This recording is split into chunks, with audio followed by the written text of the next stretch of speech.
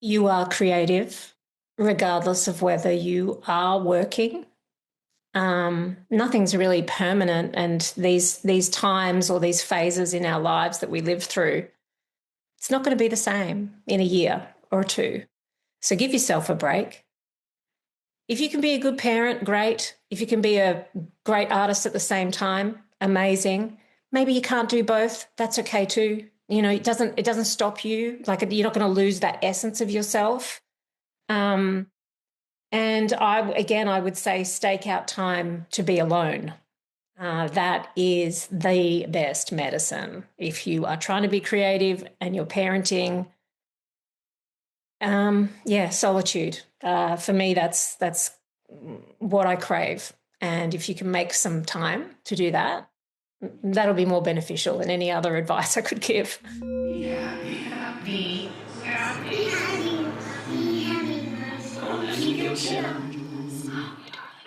Hello, listeners. Welcome back. Today, we're excited to have part 2 with the amazing Tanya Burne. You know, some conversations, they make you laugh out loud, and then they hit you in the heart. This episode is exactly that.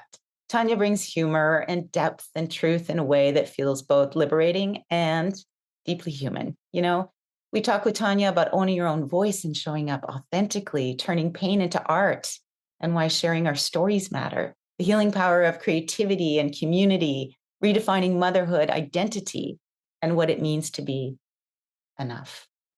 Tanya's amazing.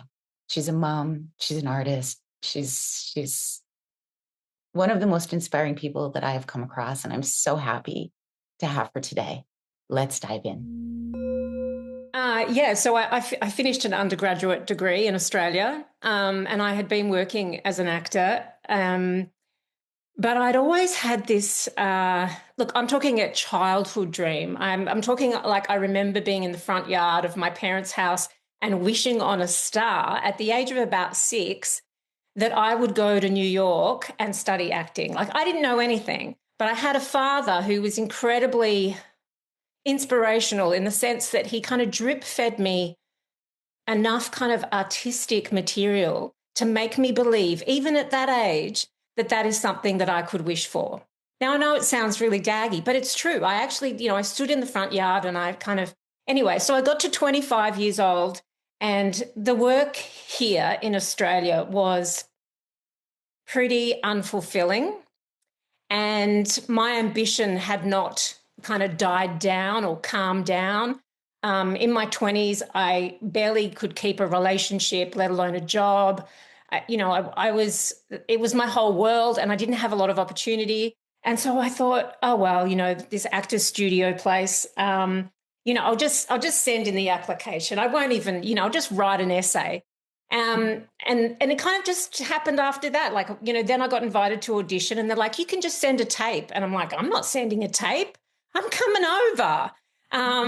And I remember my audition for, I don't know if you've ever watched Inside the Actors Studio, but James Lipton, the host. Yeah. Yes. So he's there in the audition, and I'm, jet lagged. I'm staying in this really crappy hotel. I didn't have a scene partner. I decided to do a solo piece. And he came up to me. He came up to the stage and he said to me, do you realize that this course is from A to Z and you're close to Z? And how would you feel about, relearning? And I'm like, I didn't know what he was talking about. It's A to Z business, A to Z, as you say. But yeah, anyway, so that happened. Then I came home. I mean, I was broke. I was living in a crappy share house. And then I get this letter saying you've been accepted. And I was like, oh, that's nice, but I can't go because I can't afford the fees. I can't afford tuition. I did nothing. I did nothing about it. I didn't contact financial aid. I didn't tell anyone that I was going. Then I got this phone call from the administrator of the course saying, what are you doing? You haven't responded to our letter. And I said, what letter? And she said, we'd like to give you like an 85% tuition scholarship. And so then I was like, okay, well, maybe this is possible. But I still had to beg for money. I still begged for money. I did this whole campaign. I talked on radio stations. I spooked myself. I just tried to get some funding to help me across. My parents couldn't help me. I wasn't in a position to pay for my own housing. I was on a student visa. I couldn't work. Anyway, I managed to get there. It was, I was really miserable, really, for 6 months. I really hated New Why? York. Um, Big city, lack of oxygen, too many people. I was incredibly broke, and I was living at a Salvation Army residence for women, which was a cross between an aged care home and a sorority house, if you can imagine. And Yes. yeah, it was a grind, but I mean, it got better when I adjusted. Um, so yeah, I mean that happened. Then I came back to Australia, and there still wasn't much work here. No one really cared that I'd been to the actor's studio. Um, so I mean, in terms of my journey, I mean, I've created my own work a lot of the time. I've been a producer, I've been a director, I've been a writer. And it's the projects that I love the most are the ones that I've driven, that I haven't been hired by someone, that I've actually just hired myself. And Mhm. I love having that creative control. And I guess here I am again, in my 50s looking for a project and realizing again that if I don't back myself, it's not going to happen. But I do really believe if you honestly think that you deserve something, that you are good enough and that you're worthy, you can make it happen. If there's a glimmer of doubt, not so much. You have to be, I feel like I've had to be incredibly sturdy in my commitment to what I want. And that's exhausting sometimes because sometimes you want someone to hire you and pay you and Yes. work with you and inspire you. So the challenge now is I'm creating this. Well, I've written a one-woman play, but its reach is really dampened by the fact that it's theatrical. You're putting it doing live theater, or you're That's going to put it on in theater screens? so no. Oh yeah, live theater. Sorry, I should say we call theater screens cinemas, but yes, Oh, live theater. But it's not really. I've had to kind of move away from that idea. And now I'm thinking, really because of the Instagram situation, is that to be accessible, that I really need to do it as a web series and somehow produce it so it can be broadcast. I'm at this point where I need a collaborator. Do you know what I mean? I need someone who's really savvy, who gets the content. And it's really nice to work with someone because it's a motivating factor. When you're on your own, it's very easy to get distracted and do other things. It's very, it's so, yeah, I don't feel like I'm letting anyone down if I don't do it. Whereas when you're collaborating, I love it that you said it's hard to self-motivate because I just finished talking to Jessica about that right before we got online with you. She said, maybe we should all do, I think it was the artist way together, right, sweet? And I was like, okay, like as if I'm going to have time for that. Like I've got my kids, I've got my work, however, I said to her, if I have accountability, I will do it. And a lot of the time my jobs keep me accountable or my kids keep me accountable. But when I have a few hours of my day where there's nothing pulling me in any direction, sometimes I just want to lie in bed, even though the back of my mind is like, this is your time where you should be writing your book, or this is the time, this is your time. And I'm flattened. And so there's something really beautiful about having accountability, and especially with the people that you love and people that you trust, and surrounding yourself with people like-minded people who get it. Jessica and Shelly and I are always like, you know what? We're in the flow. If one of us has to cancel one week, like today, Shelly couldn't be here. We're like, you know what? We're in the flow. We're just going to stay in the flow. And we've managed to release an episode every single week. So awesome. But I mean, I guess you're accountable to each other, which would help. You're a team, and you drive each other, and it's wonderful. You're giving people opportunities to also reflect on their own process, and it's like as I said, I just feel really lucky and humbled. Humbled. When we were talking last night, I love that you talked about how your training and your abilities as an actor and a director and a creator have transferred to your work as in social work? And I don't have a linear path. I'm constantly experimenting with other things. And you did that. Can you just talk a little bit about that? Yeah. I got a corporate job in my 30s, and at the same time I was filming, like a TV series. And I enjoyed that juxtaposition, to be honest. But in terms of the training, I think that not just as actors, performers, if you've had quality training, the whole point of being a performer or telling stories is to connect with this kind of human condition. And that is a skill.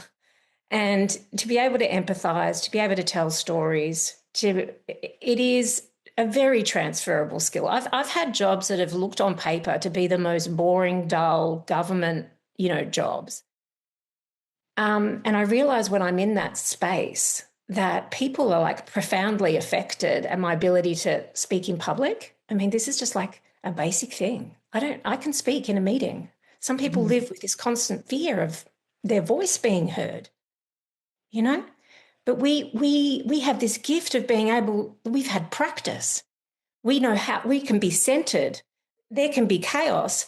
And as an actor or performer, you have to know your shit. You have to be in. And that skill out in the world, I mean, once you realize that it's, I don't know, things kind of opened up for me. I really needed a job to leave my relationship. That was one catalyst for looking for, work that was not creative, because I needed a steady income, and I've done jobs because I needed to support Toby. And I know some of my performer friends are kind of like, she's kind of, backed out, or she's given up. And it's not at all. And it was so surprising to me that I could work in a government job, and I found ways of being creative. I thought up projects. I made things happen in the workplace because I'm just a natural kind of creator. I'm going to want to communicate things. I'm going to want to change things. And sometimes I disrupt things because that's what we do too, right? If we see something that's not working, we want to change it. We want to give people alternatives. Some workplaces love that, others don't. But, I've learned that, in a corporate interview, I'm slamming those interviews because I know myself. Right. And, and sometimes I may not get the job, but if I get interview feedback, it's always, that's wonderful. And I think the key for me in bringing myself to those spaces was to remain authentic. I can't work in a space where I have to fake it. And I've just managed to find workplaces that kind of embraced my difference, I guess. And in terms of, the family violence stuff, that's always something that's been incredibly interesting to me. I'm very, very really engaged in this talks, the themes of masculinity, how gender roles play out. We have this epidemic of family violence and violence against women, and I will not stop talking about it. Like, I will not. We have in Australia, we have 2 women a week murdered, usually by someone they know. Really? Yeah, it's barely on the news. Barely on the news. And, I worked in prevention of family violence. And again, you're kind of stuck in this corporate environment. They're afraid of backlash, or it's government environment, which is worse. Everything becomes political. You see the system not really coping. And it is a systemic problem too. And I'm not afraid of difficult topics. I'm not afraid of difficult problems. And I kind of relished getting in there and talking about hard stuff. And I do. I do love that. I'll have hard discussions. I'll make people uncomfortable, and I don't care. I love that. That's so beautiful. And you're supporting your son. He's already 10. And you think of how quickly it goes. The time goes by, and you're still creative. With a 10-year-old son, being a single mom, because I can relate to that. How do you find time outside of all that to continue writing? I mean, I wrote Unhinged over 2 years ago. and it had to take a back seat because I lost my father 2 years ago. And I actually needed space. I needed 2 years to grieve and to, deal with that. But you got it. I can't push it. But when I know that I have something that I need to execute creatively, sometimes I actually book myself into an Airbnb somewhere else, right? So there's nothing here. So I can't, there's no washing. There's no fucking daytime TV. There's Isn't that wild that we have to do that? But I know that. We do that as single moms for sure. I think but I always admire couples who manage to carve out that time for themselves as well. Oh, yeah. That creative side, we have to keep it going. And that brings me to social media. I find, social media, I was never a big social media person, despite my, agents always saying, you need to have a big following in order to book the jobs. And I was so resistant because I kept thinking, my resume speaks for itself. Why do I have to do all of this? Why? Just look at my resume and get me in the room with somebody and I will book the job. No questions. But now I'm seeing more and more and more that there's this, it's so important because everyone needs social media. So what inspired you to start your page that's sort of an anonymous page, or you've been anonymous on that page and it's had such great success? Yeah. Again, that came down to my capacity. Like in terms of creative, I had maybe, 20 minutes a day. So what was I going to do in 20 minutes, right? I was going to make some reels. That's what I was going to do. So, yeah. Yes, I've started learning that too. I'm like, you know what? When I have 5 minutes and if I want to post something on or share something on social media, I feel like I'm being creative. It's useful. It's useful. That's you using your time in a clever way. I was like, I'll do this experiment where I'll just make some reels. I'll learn how to make some reels. I sound like such an old person. I'm going to make some reels, and I'll put them out there. And if anyone likes them, then I'll keep doing it. And I thought to myself, I'm going to be anonymous because I don't want to be judged by the length of my hair or the size of my boobs, or how many wrinkles I have or whatever. I just thought, nah, let's just see if my ideas and my humor has any traction. And I was willing for it to fail. I was going to give it 6 months of just daily posting the reels, commenting, creating, whatever. Anyway, 6 months later, and it just started ticking along. And then I had some reels that were like, I don't know, like I got 2 million views on one of them. Wow. And I was like, oh, I think people think I'm funny. Right. And you are. You are funny. Oh my gosh. It's amazing how many, you go down a page sometimes and it's funny and then it's like, well, and then it's funny. But I was laughing out loud. Thanks. Boom, boom, boom, boom. They're a good length too. Nice and short. Well, I started to I'm not a tech head, but I'm actually like, I kind of learnt the algorithm. Like I learnt what works. What is the time limit of people's concentration? It's fuck all, really. It's really short. And I learned that you got to grab it really quickly. And I grew up watching, the movies of the 40s and 50s, old school Hollywood. So I'm very across that world of glamour and grace. And I, was able to use some of that material. But I also, my commentary was about the absurdity of aging, being a woman and dating in your 40s, just the absurdity of men in general. And how, and if you don't laugh, right, at this kind of online dating trauma that I was experiencing at the time, had experienced, that's how I dealt with the trauma. I got to laugh about it. And it's just continued to surprise me again and again. And not just so much the likes or the views, but the conversations that are happening behind from women, men who are, for some reason, they see your authenticity or something resonates and they've got, fuck, someone's like me. Someone's had that thought. Oh my God, And it's kind of Yeah. And I'm proud, like I got to 10K. My best friend took me out for like a really fancy lunch. It's so tragic, I know, but it was a big deal. And I just thought, I still haven't shown my boobs, like it's a miracle, really. But it just goes to show, people are looking for that. They're also looking for, influencers in exotic places doing exotic things. But people are hungry for representations of women that are non-traditional, disruptive, and, fresh. And if I can make women feel more at ease in their skin, then I love that. I love that. That's what you I want did. to do. You did that for me. I mean, I just right away, I was so drawn to your page, which it initially, something I came across something that you posted a reel and I thought it was hilarious. And then I started following you, and then each one was more and more hilarious, but I felt so drawn to you because it helped me feel not alone.